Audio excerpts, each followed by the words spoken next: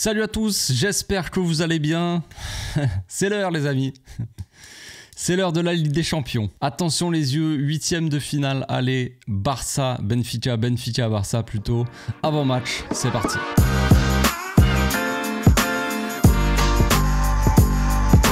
Au passage, n'hésite pas à nous rejoindre si c'est pas encore fait et à partager la chaîne autour de toi, ça fera plaisir à tonton. Il est là le match que tout le monde attend, tous les supporters en tout cas du Barça attendent. C'est le 8e de finale, on est tout excités là. Ça y est, la Ligue des Champions, ça va reprendre. On a fini la phase de groupe en étant 2e juste derrière Liverpool. On se demandait pour le tirage ce qui allait se passer, est-ce qu'on allait tirer le PSG, qui est quand même bien en forme en ce moment. Quel côté du tableau on allait se retrouver surtout, savoir si ça allait être une route, un chemin jusqu'à la finale un peu plus facile ou un peu plus compliqué tout simplement. Et donc on a eu la réponse. Maintenant c'est l'heure du match, un match contre une équipe qu'on connaît bien parce qu'on les a affrontés il n'y a pas si longtemps que ça, donc en phase de poule on va dire, de qualification, et c'est surtout une équipe qu'on a battue à l'extérieur. Chez eux, on est allé les battre, mais on se souvient très bien du scénario du match et on peut dire que ça a été un match plutôt compliqué. On va pas se mentir, avec une équipe de Benfica qui nous a posé énormément de problèmes. Une équipe de Benfica qui était très dangereuse, surtout sur les ailes, en passant sur les côtés, de par déjà leurs latéraux, surtout leur latéral gauche, Carreras, qui a fait un gros match monumental. Et puis même les ailiers qui ont été très dangereux, avec un numéro 9 aussi, un attaquant de pointe qui avait marqué quand même un triplé. Bon, là-dessus on avait quand même fait un début de match assez cataclysmique. Déjà, on va revenir un peu aussi sur la tactique du coach et la tactique de Benfica qui a bien saisi un petit peu les failles de ce Barça, mais surtout un début de match catastrophique de par le gardien Szczesny qui avait gardé sa place après ce match-là, alors que franchement ça a soulevé quelques questions. Un Szczesny qui avait dégommé Baldé, qui avait offert un penalty, même s'il n'y avait pas forcément penalty parce qu'il n'y a pas eu vraiment de contact en soi, mais bon ça c'est un autre débat. Donc déjà un début de match, une entame de match qui avait été assez catastrophique pour le Barça, mais qui, de par son envie, déjà son mental, est allé chercher la victoire au bout du temps additionnel, déjà, mais aussi par son coach qui a su trouver les solutions, évidemment, pour se remettre dans le droit chemin, à l'endroit, disons, dans ce match-là, et justement aller chercher aussi cette victoire. Donc au début de match, quand on regarde un petit peu le 11 de la dernière fois, on avait Ronald Araujo en défense. Je pense que cette fois-ci, il ne sera pas titulaire. Je pense pas. Je pense que ça sera une défense Cubarsí, Inigo Martinez. La dernière fois, ça avait été Cubarsí à gauche et Ronald Araujo à droite. Il y avait eu Koundé et Baldé aussi. Bref, Baldé s'en souvient encore, hein, le cauchemar de Szczesny. Mais ce qu'on avait aussi de différent, c'était le milieu de terrain avec un Pedri monumental, hein, qui avait fait une deuxième mi-temps monstrueuse où il avait carré à lui tout seul le Barça, mais pas que. Il y avait Casado en 6 et il y avait Gavi aussi au milieu. Ce milieu-là n'avait pas forcément fonctionné au niveau du pressing, en termes de défense, tout ça, de solidité, au niveau du jeu aussi, en termes de construction, tout ça, ça avait pas été le meilleur Barça de la saison, loin de là, et ça on va y revenir aussi. Et l'attaque, bon, c'était une attaque classique, Lamine Yamal, Lewandowski et Rafinha qui avait été très important. Encore une fois, Rafinha, c'est un peu sa saison, mais surtout sa Ligue des Champions, on a l'impression. Alors évidemment on va toucher du bois, on va pas lui porter la digne, mais c'est vrai que à l'instant T, pour le moment, Rafinha en Ligue des Champions, c'est quelque chose. C'est un grand monsieur. Donc on espère évidemment un grand match de Rafinha, encore un Rafinha décisif, mais aussi une équipe qui aura retenu les leçons du dernier match justement. Donc les points un petit peu tactiques de ce dernier match-là, ils étaient assez intéressants parce qu'on a un Barça depuis le début de la saison. Moi, je l'avais souligné un peu dans mon analyse d'après-match de Benfica, donc contre le Barça, et on avait vu que les latéraux souvent ils vont presser quand il s'agit quand l'adversaire a le ballon et veut sortir le ballon depuis leur défense. On a nos latéraux qui vont presser les latéraux adverses. Donc ce qui se passe dans ces cas-là, souvent si l'équipe en face par exemple elle attaque en 4-3-3, eh bien il va y avoir deux ailiers sur les côtés et un attaquant de pointe. Imaginez qu'il y a un numéro 10 aussi dans l'axe assez haut, ça fait quand même deux joueurs dans l'axe et deux joueurs sur les côtés, de chaque côté quoi. Un joueur de chaque côté, vous m'avez compris. Donc si on a les latéraux, nos latéraux à nous, Baldé et Koundé, qui vont presser les latéraux adverses, qu'est-ce qui se passe? On a les ailiers adverses qui sont seuls. Donc qu'est-ce qui se passe dans ces cas-là? Si l'adversaire, donc le Benfica, va jouer sur notre droite, sur sa gauche, côté Koundé par exemple, hein, pour donner un exemple, et que Koundé, lui, il est sur le latéral, bah, il ne sera pas sur l'ailier. Donc qu'est-ce qui se passe? Qui va sur l'ailier? C'est le défenseur central.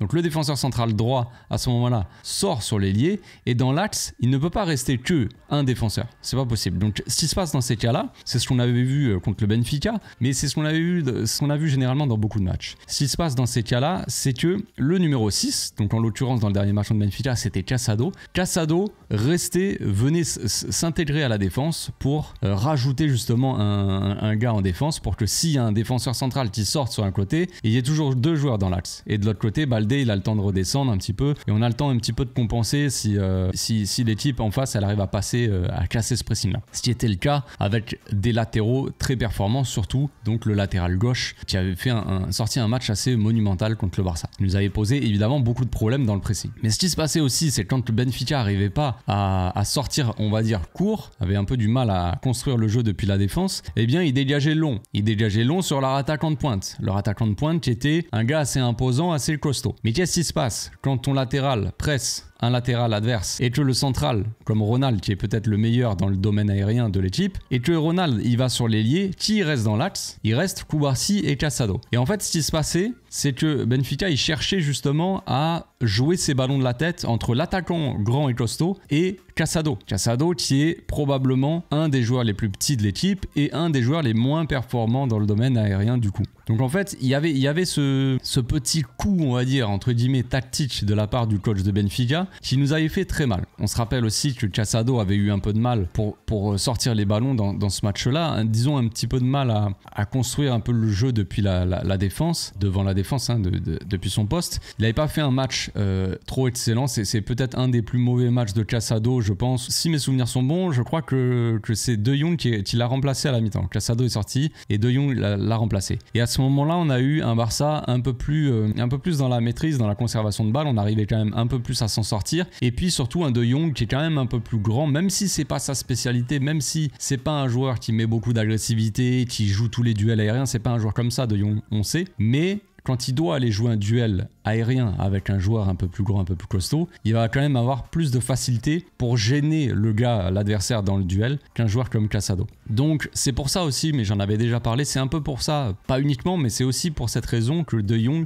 a pris un petit peu la place de Casado. C'est aussi pour pouvoir jouer ce genre de duel. Parce que Casado, on sait que malheureusement c'est comme ça, c'est son physique, il ne peut pas faire autrement, il essaie de compenser autrement, donc dans les duels au sol.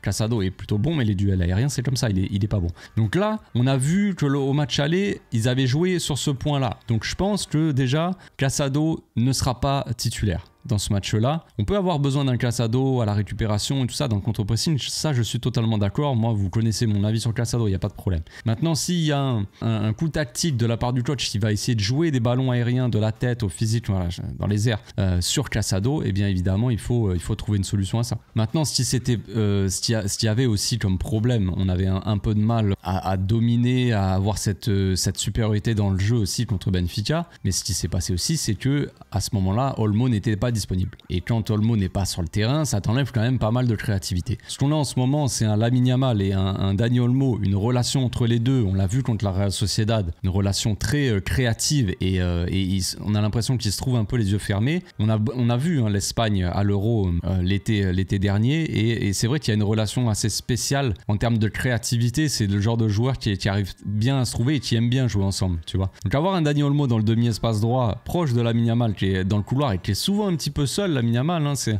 l'objectif collectif, ça va être d'essayer que Lamine Yamal se retrouve en 1 contre 1. Mais quand il se retrouve en 1 contre 2, ça va être plus compliqué pour lui. Et souvent, autour de lui, il a un joueur, s'il a un joueur comme Gavi ou s'il a un joueur comme Koundé qui arrive de loin, c'est pas des jeux.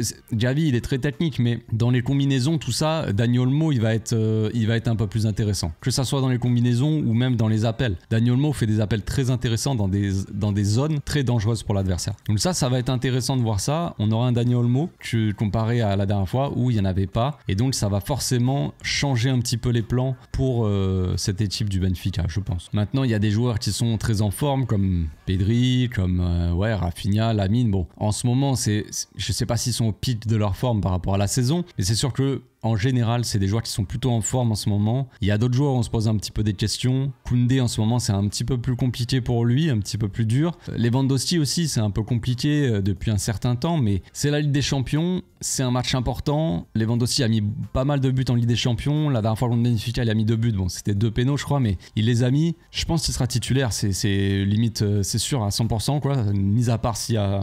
tu lui bois, s'il n'est pas disponible physiquement, mais sinon, logiquement, Lewandowski sera titulaire. Donc Dani Olmo devrait jouer au milieu, parce que Dani Olmo pour moi sera au milieu. Le fait qu'on ait fait un match aussi assez facile, entre guillemets, le scénario du match a été facile grâce au carton rouge le week-end dernier contre la Sociedad, eh bien, ça nous a permis de faire souffler des joueurs. Déjà, Baldé n'a pas joué. Il a pu souffler tranquillement. Inigo Martinez, c'est Inigo qui a soufflé, ouais. Inigo qui a soufflé contre la Sociedad. Cubarsí qui est sorti aussi, je crois, en cours de match, il me semble. Je crois qu'on a fini le match avec Garcia et Koundé dans l'âge. Je m'en souviens plus, là, comme ça. Je crois que Ronald était sorti parce qu'il avait demandé, justement, il avait des gènes. Gavi aussi, à savoir que Gavi avait des gènes contre la Real Sociedad. Ça, j'avais pas fait attention à ça. Donc Gavi qui avait des gènes, et là, il est de retour. Il va y avoir aussi quelques absents pour Benfica, mais peut-être pas des joueurs totalement titulaires, indiscutables non plus, mais ils ont quand même quelques absents. Ce qu'il y a aussi de très intéressant, les amis, c'est qu'ils ont pas mal de joueurs qui sont sous le coup d'une suspension. Si jamais un de leurs joueurs prend un carton jaune dans ce match aller, il sera suspendu au match retour. Et ça, c'est un truc qu'il faut quand même avoir en tête, parce que c'est très intéressant, parce qu'il y a Otamendi, capitaine de l'équipe, défenseur central titulaire de l'équipe, il est sous le coup d'une suspension. Il y a aussi Carreras, le latéral gauche, qui sera sur Lamine Yamal. Lamine Yamal, on connaît un petit peu sa faculté à dribbler, provoquer et à provoquer des cartons aussi, ses adversaires. Donc on se dit que Carreras, déjà, il devra être un peu plus prudent et pas être trop agressif sur Lamine. Parce que s'il prend un jaune, il sera pas là au match retour. Et un mec comme Carreras qui est absent, ça peut faire mal à Benfica. Il y a aussi Koku, pas comment on prononce, mais Koku. Je crois que c'est le milieu de terrain titulaire aussi de Benfica. Donc ils ont quand même, et ils en ont 2 autres je crois, mais peut-être des joueurs qui sont pas forcément titulaires. Ils ont pas mal de joueurs sous le coup d'une suspension, dont des joueurs très importants, surtout Otamendi, patron de la défense, et Carreras. Carreras, joueur déterminant dans le dernier match contre nous. Donc ça, il faudra l'avoir en tête. Ça sera probablement intéressant. Donc Gavi, comme je l'ai dit, qui va faire son retour aussi. Il avait un peu quelques gènes. Je le vois mal être titulaire, surtout s'il a eu donc des gènes musculaires un peu. Je le vois mal. Il y a eu des grosses rotations, comme je l'ai dit. On a pu faire souffler Pedri très tôt. On a fait souffler De Jong aussi. On l'a fait rentrer en cours de match, mais on l'a fait rentrer 30 minutes. Baldé, comme je l'ai dit, donc qui a pu souffler. Les défenseurs aussi, qui ont pu souffler, Inigo, tout ça. Il y a même Rafinha qui est sorti assez tôt aussi. On connaît Rafinha et sa dépense d'énergie toute la saison, à tous les matchs. Tout ça, c'est des choses assez positives et ça nous permet d'arriver dans un match comme ça avec des joueurs qui sont peut-être pas trop fatigués. Parce que aussi, ce qu'il faut prendre en compte, ça c'est aussi quelque chose d'assez important, c'est que la Ligue portugaise a reporté son match, le match de Benfica de ce week-end. Le week-end dernier, là, Benfica, ils ont pas joué. La Ligue portugaise s'est dit, bon, vu que c'est important pour Benfica d'aller loin en Ligue des Champions, on va reporter leur match. Il n'y a pas beaucoup de ligues. Il y a certaines ligues qui font ça pour favoriser leur équipe en Coupe d'Europe. Et il y a d'autres ligues qui n'ont pas envie de favoriser leurs équipes en Coupe d'Europe. Que voulez-vous que je vous dise ? On n'est pas très futé en Espagne, mais je sais pas qui dirige la Liga, on se souvient plus. Mais bref, ça c'est aussi un gros détail quand même, parce que le Benfica a pu souffler. Le dernier match qu'ils ont fait, c'était le 26, et nous voilà, c'est quoi ? C'était dimanche après-midi. Pas fou l'histoire. Enfin bref, on va passer à la composition d'équipe, les amis, c'est parti. Voici donc mon 11 pour le match de demain contre Benfica. Szczesny en défense, au cage. Classique, une défense classique, hein. Koundé, Cubarsí, Inigo Martinez, Baldé. Ce qu'on avait vu au match, j'allais dire le match, à chaque fois j'ai envie de dire match aller, mais c'est pas le match aller. Le match de poule contre Benfica, ce qu'on avait vu, c'était un Barça qui avait un peu de mal à sortir aussi les ballons, avec un Benfica qui défendait assez bien en bloc et des défenseurs donc comme Ronald qui ont du mal à relancer. Eux, ils avaient du mal à relancer. Enfin, surtout lui, disons, parce que forcément, c'était lui. Il y avait que Cubarsí et il était donc à gauche sur son mauvais pied, on va dire. Donc, le fait d'avoir Inigo derrière plus Cubarsí, ça sera probablement un petit peu mieux, je pense. Donc, Baldé fait son retour dans le 11. Même si Gérard Martin, le GOAT, a marqué son premier but avec le Barça, on va quand même pas abuser et on va remettre Baldé titulaire évidemment. Donc à ce poste-là de 6, on va mettre Frenkie de Jong. On l'a dit en début de vidéo, Casado est plutôt bon en ce moment. Je trouve qu'il mérite aussi de jouer. Mais par rapport au profil et par rapport à la physionomie du match et comment ça s'est passé surtout la dernière fois, et l'entrée de Jong qui avait été assez déterminante aussi, tout comme les changements tactiques évidemment de Flick en fin de match. Mais bref, en tout cas en termes de joueurs, en termes de choix de joueurs, je pense que je partirais plus avec De Jong pour les raisons que j'ai données tout à l'heure. Pedri, indispensable au milieu, et Olmo ici qui est aussi indispensable dans la créativité, dans l'apport, les appels dans la surface, dans les 30 derniers mètres, dans cette zone-là qui est assez dangereuse pour les équipes adverses, mais aussi sa créativité et son association évidemment avec Lamine Yamal qui est le plus décisif en termes de dribble de l'équipe. Donc d'avoir à côté de lui un mec comme Dani Olmo, ça peut rendre encore plus dangereux que ce soit Olmo ou même Lamine. Les deux proches, ça multiplie, on va dire, le danger qu'ils peuvent apporter parce que les joueurs en face ne savent pas qui prendre. Il peut y avoir du danger avec Olmo et avec Lamine. De l'autre côté, Rafinha, pour les appels, et un Rafinha plutôt axial, comme on le voit depuis le début de saison. Voilà, bon, on va passer à l'animation du coup. Baldé qui prend le couloir, De Jong donc qui reste un petit peu ici, Inigo, Koubarsi. On sait que De Jong il peut monter aussi, il n'y a pas de problème avec ça. On sait qu'il ne reste pas forcément très bas non plus, mais on sait qu'il aime bien descendre assez bas pour sortir les ballons en tout cas, mais quand on a le ballon, il va pas rester trop bas non plus. Je pense pas que ça soit ce que lui demande Flick. Donc on aura presque un double pivot, je pense, une sorte de Jong Pedri comme ça, avec un Pedri assez central qui va essayer de toucher un maximum de ballons et de distribuer un peu partout, on va dire. Lamine, à voir si Lamine colle la ligne et Olmo prend le demi-espace, ou si Lamine rentre un peu plus, Olmo se retrouve un peu plus axial, comme une sorte de 10, même s'il ne joue pas forcément comme un 10, il joue plus dans ce demi-espace-là. Mais on sait qu'Olmo, il est assez libre aussi, c'est un peu un électron libre, et il y a beaucoup de déplacements. À voir si Koundé aussi est très offensif et prend le couloir, ou s'il est un peu plus bas et un peu plus prudent, on va dire, donc avec Lamine ici.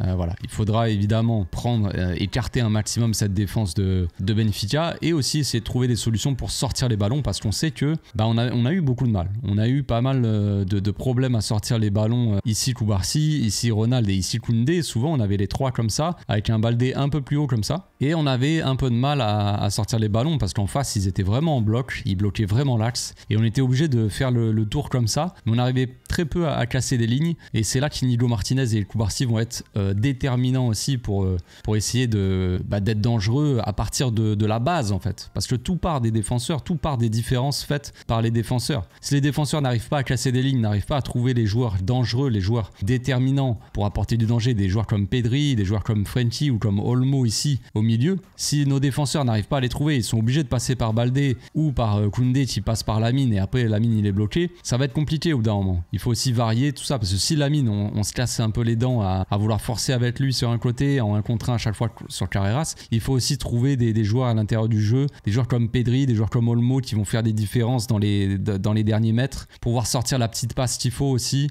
C'est comme ça qu'on a gagné le match aussi la dernière fois, c'est Pedri qui a touché un maximum de ballons et qui a donné des ballons que des caviars et au bout d'un moment ça a fait but et, évidemment. Voilà pour mon 11, voilà pour l'avant-match. Je sais pas ce que vous en pensez, je sais pas ce que vous voyez un petit peu dans ce match-là, quels sont les pronostics, est-ce que vous le sentez bien, est-ce que vous pensez que ça va être dur? Je pense que évidemment c'est un match compliqué, même si le tirage, comme je l'ai dit, il a été un petit peu clément avec nous, mais quand même ça reste Benfica et on sait que c'est un sacré morceau, qu'ils nous ont posé beaucoup de problèmes et on va pas arriver dans ce match-là en mode c'est bon on a déjà gagné, non absolument pas, ça serait vraiment une très grosse erreur de notre part d'arriver comme ça. Je pense que ça sera pas le cas, je pense que les joueurs ils ont capté, ils ont compris un petit peu la difficulté qui arrivait face à eux. Je pense que le coach aussi Flick il saura s'adapter. Il a réussi à le faire, ça a été déterminant dans le dernier match contre Benfica. Il a réussi à vraiment faire des bons choix tactiques en cours de match. Et je pense que du coup, il y aura un travail fait là-dessus. Et je pense que du coup, la tactique sera assez taffée. On va dire peut-être qu'on sera moins pris par surprise, on va dire, par cette équipe de Benfica. Il y a plus cet effet de surprise. C'est aussi un peu, je dirais pas que c'est un avantage pour le Barça évidemment, mais la dernière fois on les a joués. Et on a été quand même surpris tous, que ce soit les supporters ou les joueurs. On s'est retrouvés en début de match à perdre, à prendre 2 buts comme ça très rapidement. 3-1 je crois à la mi-temps ou quelque chose comme ça, je m'en souviens plus. Mais donc on a pris quand même beaucoup de buts rapidement. Et je pense que cet effet de surprise là, ils pourront plus jouer dessus Benfica. On sera préparé, puis voilà, que le meilleur gagne, j'ai envie de dire. Il y aura le match retour évidemment encore, ça ne se jouera pas sur un match, mais ça reste quand même un match aller assez déterminant. Si on arrive à se mettre vraiment à l'aise dans ce match-là, en tout cas gagner, on va dire... au moins par 2 buts d'écart, tu vois, pas forcément, je vous dis pas qu'on va gagner, qu'il faut gagner 5-0, mais tu vois, tu gagnes par 2 buts d'écart, t'as ce petit confort-là avant le match retour, ou après t'as le dessus, on va dire, psychologiquement. T'as les adversaires qui vont devoir vraiment attaquer et prendre des risques, alors que toi, il va falloir que tu attaques là où ça fait mal. Quand ils vont prendre des risques, ils vont laisser des espaces, et là, tu pourras leur faire mal, tu vois. Mais voilà, il faut avoir cet avantage-là, et ça passera par un gros match à l'extérieur, chez eux, dans un stade qui sera probablement en feu, comme la dernière fois. Je vous souhaite une très bonne journée. On se retrouve demain, 1 heure avant le match, en live comme d'habitude. Et puis après pour le débrief. D'ici là, portez-vous bien. Donc passez une très bonne journée. À demain. Ciao.